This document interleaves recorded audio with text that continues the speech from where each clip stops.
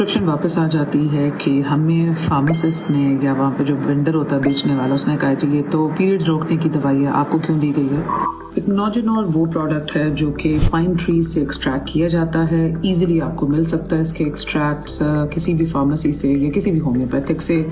इसकी multiple benefits हैं, ये antioxidant, anti inflammatory, blood circulation और स्किन का एक्स्ट्रा सेलुलर मैट्रिक्स जिसको कि हम hyaluronic acid production naturally in the skin कहते हैं, उसको प्रोड्यूस करता है।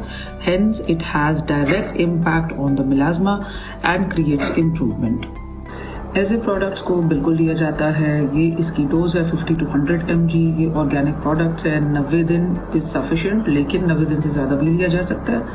एंड सेकेंडली ये कभी मोनोथेरेपी के तौर पे यूज़ नहीं की जाती, हमेशा कॉम्बिनेशन ऑफ ट्रीटमेंट जैसा कि पीको ट्रीटमेंट या फिर पीको प्लस क्यू स्विच जैसा कि स्टार वॉकर लेजर के अंदर आता है, that must need to be done with these oral medications. कोशिश कीजिए फ्रेश फॉर्म में लीजिए, गोलियों की शक्ल में विटामिन सी मत लीजिए। ग्लूटाथायोन मिलाज्मा पेशेंट्स के लिए या स्किन ग्लो और वाइटनिंग के लिए एक बहुत अच्छा इंग्रेडिएंट है, सेफ भी है, टॉपिकल भी दिया जाता है, ओरल और यूजुअली कॉम्बिनेशन में it works wonders. Carotenoids usually गाजर और फ्रूट्स जैसे पपाया वगैरह में बहुत ज़्यादा पाया जाता है। ये नेचुरल सन ब्लॉक है जो कि खाया जाता है और ये फ्री रेडिकल्स को रिमूव करता है। वो मरीज जिनको फोटोसेंसिटाइजिंग डिसऑर्डर्स होते हैं ये उनमें हाईली रिकमेंडेड है। कुछ कैरोटीनॉइड फूड की रिसोर्सेज आपको ये पिक्चर में नज़र आ रही हैं। आइसोट्रेटिनॉन एक बहुत अच्छा अमेजिंग टॉपिकल प्रोडक्ट है जो कि डॉक्टर के प्रिस्क्रिप्शन के साथ दिया जाता है। ये हर किस्म के कैरेटिनाइजेशन प्रॉब्लम्स में, जैसा कि चेहरे के या स्कैल्प के जो डिसऑर्डर्स होते हैं जिसमें कैरेटिनोसाइट डिफरेंशिएशन के मसले हो जाते हैं, उनको नॉर्मलाइज करने के लिए आइसोट्रेटिनॉन दिया जाता है और ये बेस्ट है, प्रो इन्फ्लेमेटरी साइटोकाइन की सप्रेशन करता है, तो इसके ज़रिए ये इन्फ्लेमेशन रिड्यूस करता है। मेलाटोनिन एक बहुत अच्छा प्रोडक्ट है, फीमेल फेशियल मिलाज्मा में ये बहुत हेल्पफुल होता है और इजीली आपको फार्मेसी से मिल जाता है।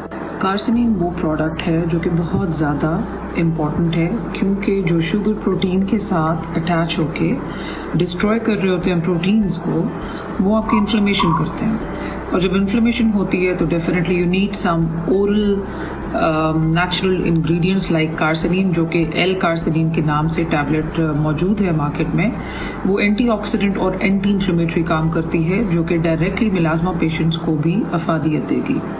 Okay, so most of the time whenever we write oral tranexamic acid to the patients of melasma, तो प्रिस्क्रिप्शन वापस आ जाती है कि हमें फार्मासिस्ट ने या वहाँ पे जो वेंडर होता है बेचने वाला उसने कहा कि ये तो पीरियड्स रोकने की दवाई है, आपको क्यों दी गई है।